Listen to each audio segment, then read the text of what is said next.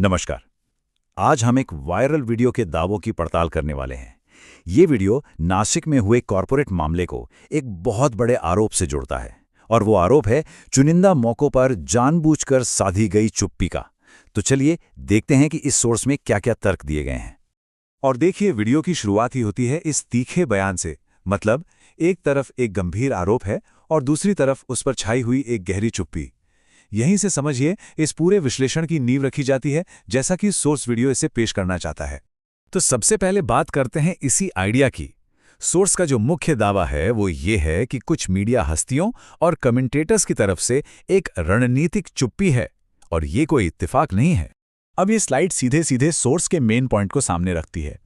Video का दावा है कि कुछ लोग, जिन्हें वीडियो में सो कॉल्ड लिबरल गैंग कहा गया है, वो जानबूझकर तब चुप हो जाते हैं जब किसी मामले में आरोपी एक खास कम्युनिटी से होता है। सोर्स इसी को उनकी स्ट्रैटेजिक साइलेंस या रणनीतिक चुप्पी कहता है। तो चलिए, अब उस मामले पर आते हैं जिसने इस वीडियो के मुताबिक इस पूरी बहस को जन्म दिया। नासिक की एक टीसीएस यूनिट में आखिर हुआ क्या था? सोर्स के हिसाब से घटनाओं का जो ब्यौरा है वो कुछ इस तरह है। इस टाइमलाइन पे जरा गौर कीजिए। सोर्स के मुताबिक ये मामला 22 से चल रहा था। पहली फॉर्मल कंप्लेंट 25 मार्च को हुई, और देखिए, कुछ ही दिनों में 3 अप्रैल तक पुलिस ने 9 अलग-अलग एफआईआर्स दर्ज कर ली थी। मामले की गंभीरता तब और बढ़ जाती है जब 15 अप्रैल को एक स्पेशल इन्वेस्टिगेशन टीम यानी एसआईटी इसमें एक पॉसिबल टेरर कनेक्शन की जांच शुरू कर देती है। ऐसा सोर्स का दावा है। 9, ये कोई 1-2 शिकायतें नहीं हैं। सोर्स इस बात पर बहुत जोर देता है कि पुलिस का 9 अलग-अलग एफआईआर दर्ज करना इस मामले के स्केल और इसकी गंभीरता को दिखाता है। इनमें से 8 यौन अपराधों के लिए हैं और एक धार्मिक भावनाओं को ठेस पहुंचाने के लिए। सोर्स के अनुसार इस पूरे रैकेट की मास्टरमाइंड एचआर कर्मचारी निदा खान को बताया गया है। उन पर आरोप है कि वो नई आने वाली हिंदू लड़कियों को टारगेट करती थीं, उनका ब्रेन वॉश करती थीं और उन्हें हिजाब पहनने के लिए उकसाती थीं। वीडियो ये भी दावा करता है कि जब पीड़ित लड़कियां शिकायत करने जाती तो उन्हें डरा धमकाकर चुप करा दिया जाता था। और सबसे चौंकाने वाला आरोप वो ये है कि उनके तार दिल्ली ब्लास्ट केस की सस्पेक्ट डॉक्टर शाहीन से भी जुड़े हो सकते हैं। तो जो मामला एक ऑफिस में हैरेसमेंट जैसा शुरू हुआ था, वो अब सोर्स के अनुसार एक नेशनल सिक्योरिटी का मुद्दा बन गया है। पुलिस अब सिर्फ धर्मांतरण ही नहीं, बल्कि सिडिशन यानी देशद्रोह और यूएपीए जैसी गंभीर धाराओं के एंगल से भी इस केस को देख रही है। अब सोर्स वीडियो अपने तर्क को एक कदम और आगे बढ़ाता है।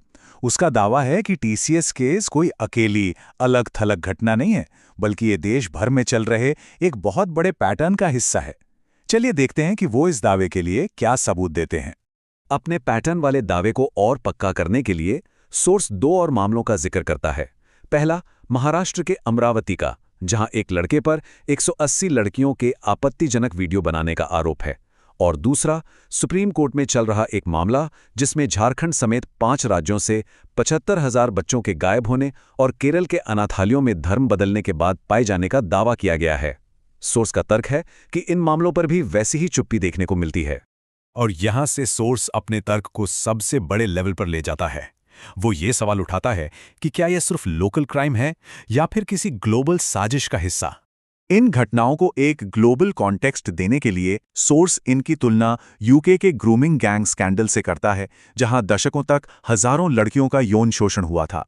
सोर्स का तर्क ये है कि भारत में जो हो रहा है वो उसी ग्लोबल पैटर्न का एक हिस्सा हो सकता है। तो ये कथित सिंडिकेट काम कैसे करता है? सोर्स एक 4 स्टेप्स वाली योजना का जिक्र करता है। पहला, महिलाओं और युवाओं को टारगेट किया जाता है। फिर अपराधियों को कानूनी और पैसों की मदद दी जाती है। इससे लोकल समाज में एक डर और असुरक्षा का माहौल बनता है, जो उन्हें वो जगह छोड़ने पर मजबूर करता है। और आखिर में उस इलाके का डेमोग्राफिक बैलेंस यानी जनसंख्या का संतुलन ही बदल जाता है। सोर्स के मुताबिक ये सिर्फ क्राइम नहीं, बल्कि एक गहरी और सोची समझी साजिश है। सोर्स लव जिहाद शब्द को भी अपने तरीके से डिफाइन करता है। उसके अनुसार ये कोई पॉलिटिकल स्लोगन नहीं है, बल्कि धोखे का एक क्राइम है। एक ऐसा अपराध जिसमें कोई अपनी असली पहचान छिपा के झूठ बोलकर किसी को रिश्ते में फंसाता है और फिर जबरन धर्म परिवर्तन कराता है। सोर्स का कहना है कि ये धोखा है, धार्मिक आज़ादी नहीं। और अब हम इस पूरे विश्लेषण के आखिर में पहुंच रहे हैं। सोर्स हमें वापस अपने शुरुआती पॉइंट पे ले जाता है, चुप्पी और जवाबदेही के सवाल पर। सोर्स कमेंटेटर्स बड़ी बड़ी कंपनियों और सोशल मीडिया इन्फ्लुएंसर्स से कई सीधे सवाल पूछता है, जैसे कि अपराधी के क्राइम के बजाय उसके धर्म पर फोकस क्यों किया जाता है। बड़ी कंपनियों के सीईओ इंटरनेशनल मुद्दों पर तो फौरन ट्वीट करते हैं, लेकिन अपने ही देश में हो रहे संगठित अपराध पर चुप क्यों रहते हैं। क्या उनका ये सोशल एक्टिविज्म सिर्फ मार्केटिंग का एक तरीका है, या फिर उन्हें डर है कि इस पर बोलने से वो अपनी ऑडियंस खो देंगे। और आखिर में सोर्स अपने देखने वालों के लिए बस यही एक सवाल छोड़ता है, जो कुछ भी तर्क और सबूत वीडियो में रखे गए हैं उनके आधार पर मूल सवाल यही है, वे इस मुद्दे पर चुप क्यों हैं। ये एक ऐसा सवाल है जो सोर्स चाहता है कि हर कोई खुद से पूछे। अभी और न्यू का एक वीडियो आया जो काफ़ी वायरल हुआ, और इसमें नासिक के एक केस को लेकर कुछ बहुत ही सीरियस दावे किए गए। तो आज हम क्या करने वाले, हम उसी वीडियो को लेंगे और उसके तर्कों को एक एक करके परत दर परत समझने की कोशिश करेंगे। चलिए शुरू करते हैं। वीडियो की शुरुआत ही होती है इस, कह सकते हैं, चौंकाने वाले बयान से। ये सुनने में थोड़ा अजीब लगता है ना, लेकिन सवाल यही है कि कोई ऐसा क्यों कहेगा। इस एक लाइन के पीछे की पूरी कहानी को समझने के लिए हमें मामले की गहराई में जाना होगा। तो उस बड़े तर्क तक पहुंचने से पहले सबसे पहले ये समझते हैं कि ये पूरी बहस आखिर किस घटना पर टिकी है, मतलब नासिक में असल में हुआ क्या था। वीडियो के हिसाब से ये वो नाम हैं जिनका जिक्र पुलिस एफआईआर में किया गया है। और हाँ, ये बात ध्यान रखनी होगी कि ये सब अभी सिर्फ आरोप हैं और मामला अभी भी जांच में है। और ये मामला कितना सीरियस है, इसका अंदाजा आप इसी बात से लगा सकते हैं। सोर्स के मुताबिक एक स्पेशल इन्वेस्टिगेशन टीम यानी एसआईटी बनाई गई, और अब तो ये भी कहा जा रहा है कि एनआईए इस केस को देख रही है। मतलब अधिकारी इसे बहुत संजीदगी से ले रहे हैं। अब आते हैं उन आरोपों पर जो इस केस को एक आम हैरासमेंट के मामले से कहीं ज्यादा संगीन बना देते हैं। ये वो बातें हैं जो कथित तौर पर विक्टिम्स ने अपनी शिकायतों में कही हैं। जरा इन शब्दों पर गौर कीजिए। वीडियो के हिसाब से एफआईआर में ये कुछ सबसे भड़काऊ बातें लिखी हुई हैं।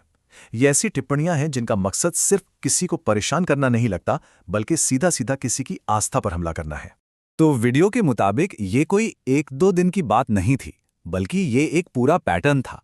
इसमें लोगों को नॉनवेज खाने के लिए मजबूर करने, शारीरिक संबंध बनाने और शादी तक के लिए दबाव डालने और उनकी हर शिकायत को नजरअंदाज करने जैसे गंभीर आरोप शामिल हैं।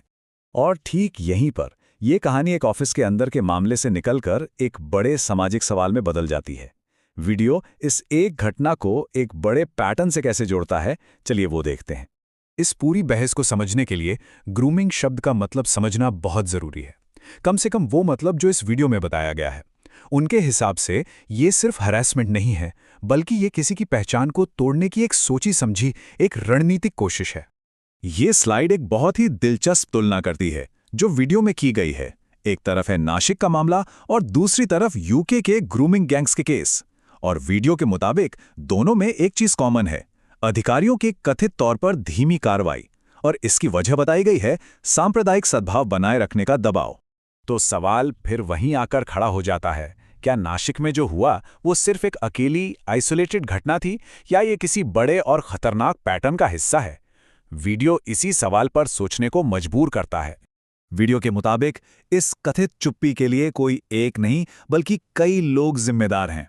इसमें मीडिया को घेरा गया है, कंपनी के एचआर को, और समाज के उन लोगों को भी जो ऐसी कहानियों को प्रोपेगेंडा कहकर सिरे से खारिज कर देते हैं। अब वापस आते हैं उसी पहले और सबसे चौंकाने वाले बयान पर। नासिक में जो हुआ वो हिंदुओं की गलती है। कोई अपने ही समुदाय की गलती क्यों बताएगा, है ना? चलिए इस तर्क के पीछे की सोच को समझने की कोशिश करते हैं। इस एक लाइन में ही वीडियो के तर्क का पूरा सार छिपा है। कहने का मतलब यह है कि जिस खुलेपन को हिंदू समाज अपनी एक बड़ी खूबी मानता है, वही दूसरों की नज़र में उसकी सबसे बड़ी कमजोरी बन जाती है। तो कौन सी हैं वो कमजोरियां जो वीडियो गिनाता है? बहुत ज़्यादा ओपन माइंडेड होना, अपने ही धर्म के बारे में कम जानकारी रखना, एकजुट ना होना और हर चीज़ को बस स्वीकार कर लेना। वीडियो का तर्क है कि यही वो गलतियां हैं जो दूसरों को हमला करने का एक तरह से मौका देती हैं। लेकिन सवाल यह है कि अगर ये गलतियां हैं तो फिर इसका हल क्या है? और यहीं वीडियो सिर्फ प्रॉब्लम बताकर नहीं रुकता, वो एक समाधान भी पेश करता है, एक तरह का पूरा एक्शन प्लान। लेकिन ये एक्शन प्लान है क्या? वीडियो यहाँ एक बहुत ही साफ लकीर खींचता है। वो कहता है कि इसका जवाब हिंसा नहीं है। ये हिंसा का आवाहन नहीं, बल्कि एक तरह के सांस्कृतिक और बौद्धिक प्रतिरोध का आवाहन है। तो इसके लिए वीडियो में ये 4 कदम सुझाए गए हैं। पहला, अपने धर्म को जानो। दूसरा, जो संगठन इस पर काम कर रहे हैं उनकी मदद करो। तीसरा, अपनी संस्कृति के केंद्र यानी मंदिरों को बचाओ। और चौथा, अगली पीढ़ी को अपने विरासत के बारे में ठीक से बताओ। और आखिर में वीडियो एक सांस्कृतिक प्रतीक को, जिसका कथित तौर पर अपमान किया गया था, उसे एक नया अर्थ देता है। शिवलिंग पर की गई अपमानजनक टिप्पणी का जवाब देते हुए उसे सृष्टि और दिव्य ऊर्जा के मिलन का प्रतीक बताया गया है। तो ये सब समझने के बाद आखिर में ये सवाल हमारे सामने बचता है। एक तरफ अपनी संस्कृति को बचाने की कोशिश है और दूसरी तरफ सामाजिक असहिष्णुता का खतरा। इन दोनों के बीच की वो पतली सी लाइन आखिर कहाँ है? ये एक बड़ा और पेचीदा सवाल है जिस पर सोचना हम सबके लिए जरूरी है।